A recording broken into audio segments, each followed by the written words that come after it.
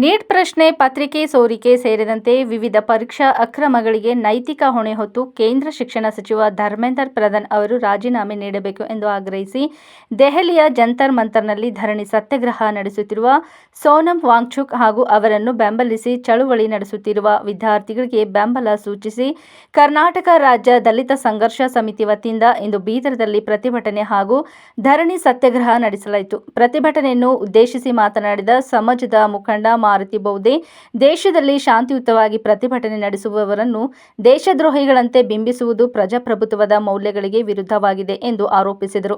ಸೋನಮ್ ವಾಂಗ್ಚುಕ್ ಅವರು ಶಾಂತಿಯುತವಾಗಿ ಉಪವಾಸ ಸತ್ಯಾಗ್ರಹ ನಡೆಸುತ್ತಿದ್ದ ಸಂದರ್ಭದಲ್ಲಿ ಯಾವುದೇ ಪೂರ್ವ ಸೂಚನೆ ನೀಡದೆ ಪೊಲೀಸರು ವಶಕ್ಕೆ ಪಡೆದಿರುವುದು ಖಂಡನೀಯ ಎಂದು ಹೇಳಿದರು. ಸಂಸತ್ ಮುತ್ತಿಗೆಗೆ ತೆರಳಿದ್ದ ವಿದ್ಯಾರ್ಥಿಗಳು ಮತ್ತು ಯುವಕರ ಮೇಲೆ ಪೊಲೀಸರು ಲಾಠಿ ಪ್ರಹಾರ ನಡೆಸಿರುವುದು ಹಾಗೂ ದುರ್ವರ್ತನೆ ತೋರಿರುವುದು ಅಸಮರ್ಥನೀಯ.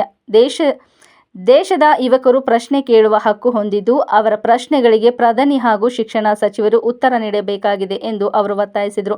ಸೋನಮ್ ವಾಂಗ್ಚುಕ್ ಅವರ ಆರೋಗ್ಯದ ಹಿತದೃಷ್ಟಿಯಿಂದ ಅವರು ಉಪವಾಸ ಸತ್ಯಾಗ್ರಹವನ್ನು ಕೈಬಿಡುವಂತೆ ಮನವಿ ಮಾಡಿದ ಮಾರುತಿ ಬೌದೆ, ಪ್ರತಿಭಟನೆ ವೇಳೆ ವಶಕ್ಕೆ ಪಡೆದಿರುವ ವಿದ್ಯಾರ್ಥಿಗಳು ಹಾಗೂ ಯುವಕರನ್ನು ತಕ್ಷಣ ಬಿಡುಗಡೆ ಮಾಡಬೇಕು, ಅವರ ವಿರುದ್ಧ ಯಾವುದೇ ಪ್ರಕರಣಗಳನ್ನು ದಾಖಲಿಸಬಾರದು ಎಂದು ಆಗ್ರಹಿಸಿದರು. ಪ್ರತಿಭಟನೆಯಲ್ಲಿ ದಲಿತ ಸಂಘರ್ಷ ಸಮಿತಿಯ ಪದಾಧಿಕಾರಿಗಳು, ಕಾರ್ಯಕರ್ತರು ಹಾಗೂ ವಿವಿಧ ವಿದ್ಯಾರ್ಥಿ ಸಂಘಟನೆಗಳ ಪ್ರತಿನಿಧಿಗಳು ಭಾಗವಹಿಸಿ ಕೇಂದ್ರ ಸರ್ಕಾರದ ವಿರುದ್ಧ ಘೋಷಣೆಗಳನ್ನು ಕೂಗಿ ಆಕ್ರೋಶ ವ್ಯಕ್ತಪಡಿಸಿದರು.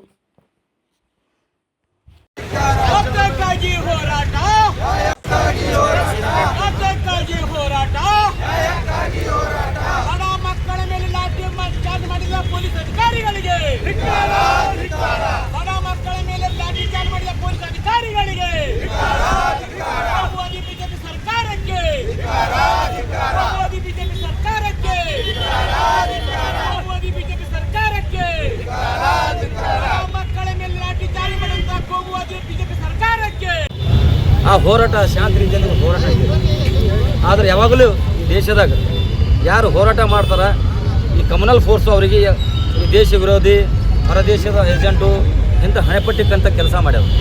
ಆದ್ರೆ ಇವತ್ತು ಅಲ್ಲಿ ಇದ್ದಂಥ ಯುವಕರು ತನ್ನದೇ ಆದಂಥ ಸೋರ್ಸ್ ಮಾಡೋ ಮುಖಾಂತರ ಅಲ್ಲಿ ಊಟ ವಸತಿ ಏನು ಇರಬೇಕು ಎಲ್ಲರೂ ಶಾಂತಿ ರೀತಿ ಅಂತ ಕೆಲಸ ಮಾಡಿ ಇವತ್ತು ಸೋನಮ್ ವಾಂಗ್ಚುಕ್ ಅವರೊಂದು ಈ ಹೋರಾಟಕ್ಕೆ ಬೆಂಬಲ ಕೊಟ್ಟು ಸುಮಾರು 20 ದಿವಸಗಳು ಅವರು ಉಪವಾಸ ಸತ್ಯಾಗ್ರಹ ನಡೆಸಿದರು.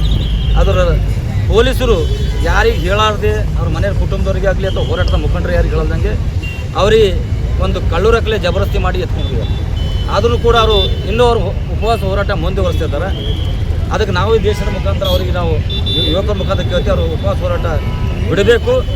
ಅದೇ ರೀತಿ ಏನು ಇವತ್ತು ಸಂಸತ್ ಭವನ ಏನು ಮುತ್ತಿಗೆ ಹಾಕ್ಲಾಕ ಯುವಕರು ಹೋಯ್ತಾಯಿದ್ರು ಶಾಂತಿ ರೀತಿಯಿಂದ, ಅಲ್ಲಿದ್ದಂಥ ಪೊಲೀಸರು ಹಾಗೂ ಪ್ರೈವೇಟ್ ಗುಂಡಗಳು ಒಂದು ವಿಡಿಯೋಗಳು ನೋಡಿದ್ವಿ ನಾವು. ಒಬ್ಬ ಮನುಷ್ಯ ಅಲ್ಲ, ಒಂದು ದನಕರಿಗೆ ಹಂಗೆ ಆ ರೀತಿ ಹೊಡೆಯೋದು, ಆ ರೀತಿ ಅವ್ರ ಮೇಲೆ ಹಲ್ಲೆ ಮಾಡಿ ಮರಣಾಂತಿಕ ಹಲ್ಲೆ ಆಗ್ಯಾವ.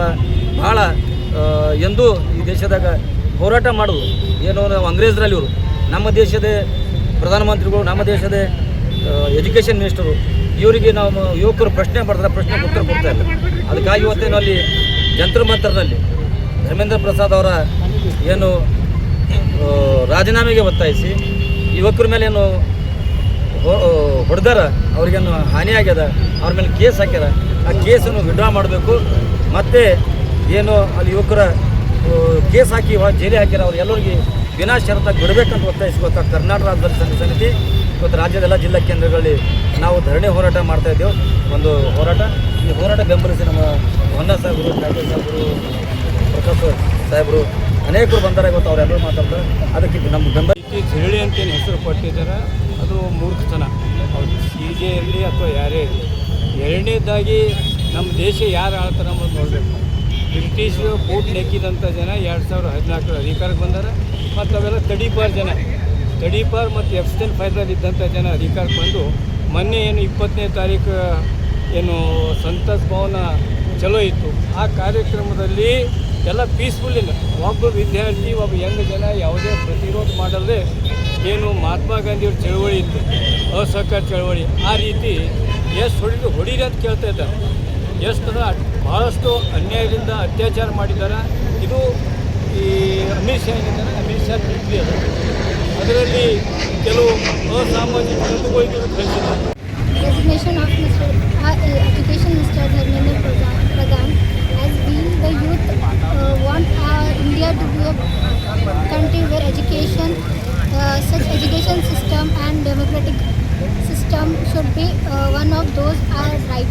Okay, so we want our generation to have that best education system for the country to develop, and furthermore any other things like whatever the youth demands for the better education, because what makes a country is education. It's education develops the country and youth. And such paper leak.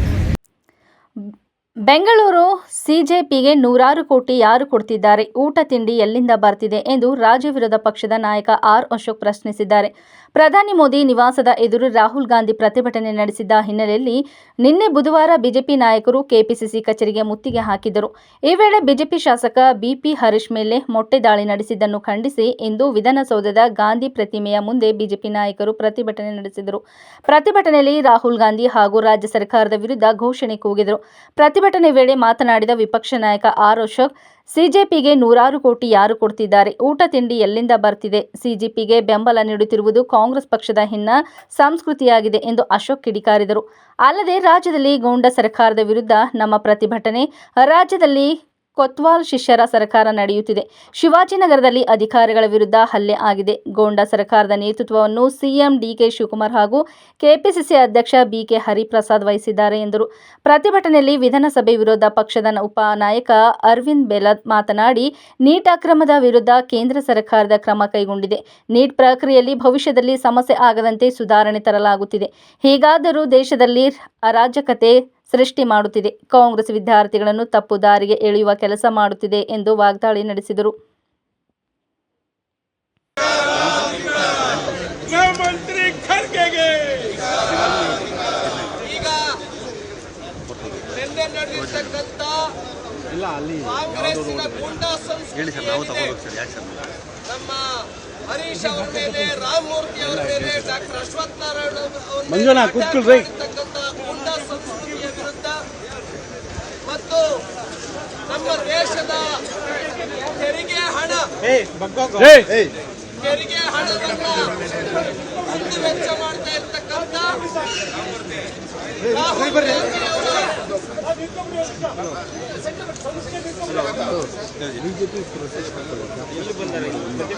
ದೇಶದಲ್ಲಿ ಅರಾಜಕತೆಯನ್ನ ಸೃಷ್ಟಿ ಮಾಡಲಿಕ್ಕೆ ಹೊರಟಿರ್ತಕ್ಕಂಥ ಅವ್ರು ಬರಲ್ಲ, ಅವ್ರಿಗೆ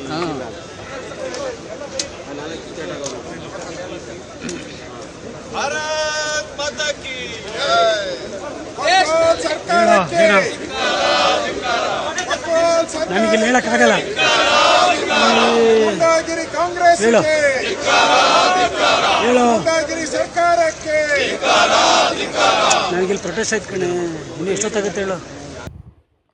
ಬೆಂಗಳೂರು ಹೊರವಲಯದ ಆನೇಕಲ್ ತಾಲೂಕಿನ ಬೊಮ್ಮೆಸಂದ್ರದಲ್ಲಿ ಇಂದು ಮುಂಜಾನೆ cylinder ಸ್ಫೋಟ ಸಂಭವಿಸಿ 10ಕ್ಕೂ ಹೆಚ್ಚು ಜನ ಗಂಭೀರವಾಗಿ ಗಾಯಗೊಂಡಿದ್ದಾರೆ. ಬೊಮ್ಮಸಂದ್ರದ ನಾಗರಾಜ್ ರೆಡ್ಡಿ ಎಂಬುವರಿಗೆ ಸೇರಿದ ಪಿಜಿಯಲ್ಲಿ ಈ ಅವಘಡ ನಡೆದಿದೆ. ಈ ಪಿಜಿಯನ್ನು ನಾಗರಾಜ್ ರೆಡ್ಡಿ ಅವರು ಬೇರೆಯವರಿಗೆ ಲೀಸ್ ನೀಡಿದ್ದರು ಎನ್ನಲಾಗಿದೆ. ಇಂದು ಮುಂಜಾನೆ ಸುಮಾರು 6 ಗಂಟೆಯ ಸುಮಾರಿಗೆ ಕಾರ್ಮಿಕರು ಎದ್ದೇಳುವ ಸಮಯದಲ್ಲಿ ಅಡಿಗೆ ಮನೆಯಲ್ಲಿ ಸಿಲಿಂಡರ್ ಸ್ಫೋಟಗೊಂಡಿದೆ.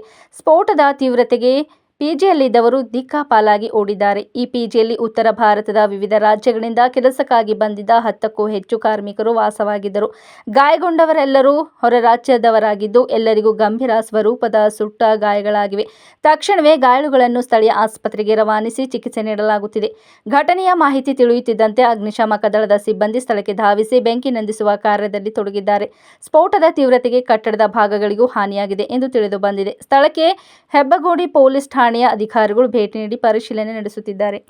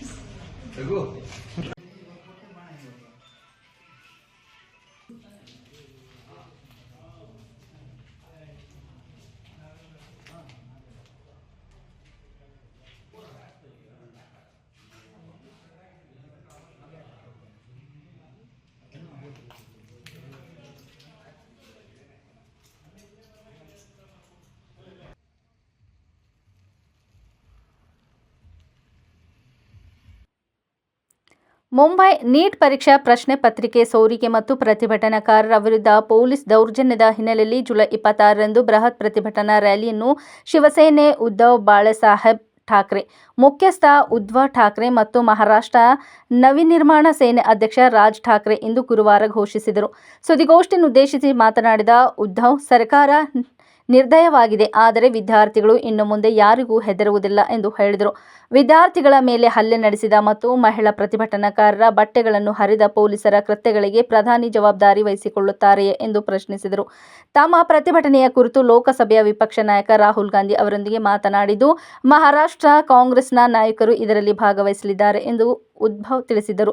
ಸೇನಾ, ಯುಬಿಟಿ ಮತ್ತು ಕಾಂಗ್ರೆಸ್ ರಾಜ್ಯದಲ್ಲಿನ ಮಹಾವಿಕಾಸ ಅಘಾಡಿ ಎಂಬ ವಿರೋಧ ಪಕ್ಷಗಳ ಮೈತ್ರಿಕೂಟದ ಭಾಗವಾಗಿವೆ.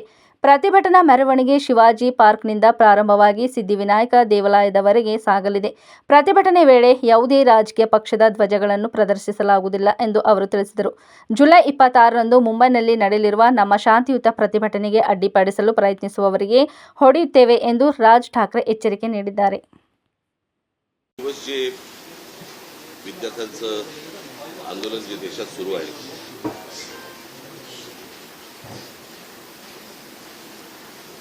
आणि ते कशा प्रकारे चिरडण्याचे पण प्रयत्न सुरू आहेत हे देखील आपल्याला समजतंय. खरं तर ते संपूर्ण आंदोलन हे शांततामय पद्धतीने सुरू झालेलं आंदोलन होतं आणि ज्या प्रकारे आज केंद्रातनं ज्या प्रकारचा दबाव त्या मुलांवरती आणला जातोय, मुलींवरती आणला जातोय, त्यांना ज्या प्रकारे मारलं जातंय आणि त्याचे सगळे परिणाम हे संपूर्ण देशभर उमटत आहेत.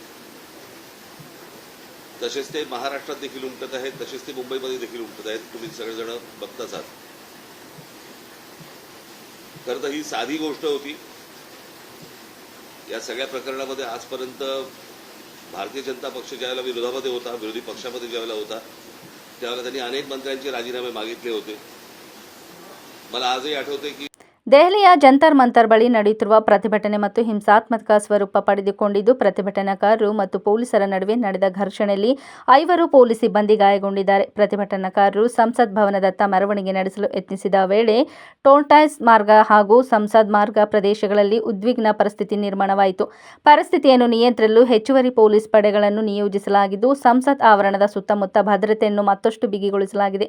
ಪೊಲೀಸರ ಪ್ರಕಾರ ಪ್ರತಿಭಟನಾಕಾರರು ಹಲವು ಬಾರಿ ಎಚ್ಚರಿಕೆ ನೀಡಿದರೂ ಭದ್ರತಾ ತಡೆಗೋಡೆಗಳನ್ನು ದಾಟಲು ಯತ್ನಿಸಿದರು. ಈ ವೇಳೆ ಪರಿಸ್ಥಿತಿ ಉದ್ವಿಗ್ನಗೊಂಡು ಕೆಲವರು ಕಲ್ಲು ತೂರಾಟ ನಡೆಸಿ ಹಾಗೂ ಪೊಲೀಸರೊಂದಿಗೆ ದೈಹಿಕ ಘರ್ಷಣೆಗೆ ಇಳಿದಿದ್ದಾರೆ ಎಂದು ಆರೋಪಿಸಲಾಗಿದೆ. ಘರ್ಷಣೆಯಲ್ಲಿ 5 ಪೊಲೀಸ್ ಸಿಬ್ಬಂದಿ ಗಾಯಗೊಂಡಿದ್ದು, ಅವರನ್ನು ಚಿಕಿತ್ಸೆಗಾಗಿ ಸಮೀಪದ ಆಸ್ಪತ್ರೆಗೆ ದಾಖಲಿಸಲಾಗಿದೆ. ಗಾಯಗೊಂಡಿರುವ ಎಲ್ಲ ಸಿಬ್ಬಂದಿಯ ಆರೋಗ್ಯ ಸ್ಥಿರವಾಗಿದೆ ಎಂದು ಅಧಿಕಾರಿಗಳು ತಿಳಿಸಿದ್ದಾರೆ. ಪರಿಸ್ಥಿತಿ ಮತ್ತಷ್ಟು ಹದಗೆಡದಂತೆ ಪೊಲೀಸರು ಗುಂಪು ನಿಯಂತ್ರಣ ಕ್ರಮಗಳನ್ನು ಕೈಗೊಂಡು ಪ್ರತಿಭಟನಾಕಾರರನ್ನು ಚದುರಿಸಿದರು. ಅಲ್ಲದೆ ಹಲವು ಪ್ರತಿಭಟನಾಕಾರರನ್ನು ವಶಕ್ಕೆ ಪಡೆದುಕೊಂಡಿದ್ದು, ಹಿಂಸಾಚಾರ ಹಾಗೂ ಸಾರ್ವಜನಿಕ ಆಸ್ತಿಪಾಸ್ತಿಗೆ ಹಾನಿ ಸಂಬಂಧಿಸಿದಂತೆ ತನಿಖೆ ಆರಂಭಿಸಲಾಗಿದೆ. ಘಟನಾ ಸ್ಥಳಕ್ಕೆ ಹಿರಿಯ ಪೊಲೀಸ್ ಅಧಿಕಾರಿಗಳು ಭೇಟಿ ನೀಡಿ ಭದ್ರತಾ ಪರಿಸ್ಥಿತಿಯನ್ನು ಪರಿಶೀಲಿಸಿದರು. ಸಾರ್ವಜನಿಕರು ಶಾಂತಿ ಕಾಪಾಡಿ ಪೊಲೀಸರೊಂದಿಗೆ ಸಹಕರಿಸುವಂತೆ ಅಧಿಕಾರಿಗಳು ಮನವಿ ಮಾಡಿದ್ದಾರೆ.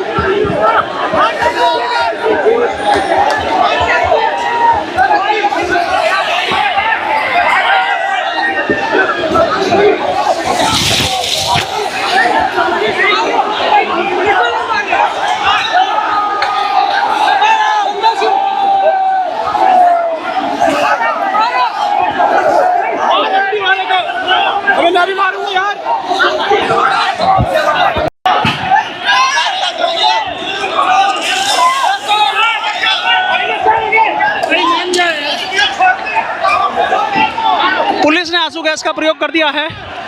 उधर लगातार यहाँ पुलिस और छात्रों के बीच हिंसक झड़प हुई है। छात्रों ने पुलिस का डंडे छीन लिए, जिसके बाद पुलिस ने बल प्रयोग करना शुरू कर दिया है। दरअसल छात्रों ने कुछ पुलिसकर्मियों को निशाना बनाया। उन पुलिसकर्मियों को छुड़ाने के लिए जब बाकी पुलिसकर्मियों और आरएएफ के जवान आए तो ये हिंसक भिड़ंत और ज़्यादा हिंसक हो गई। अभी आप देख सकते हैं छात्र जमा हैं और पुलिस को पीछे हटना पड़ा है। फिलहाल पुलिस पीछे हटने के बाद आंसू गैस के गोले का प्रयोग कर रही है।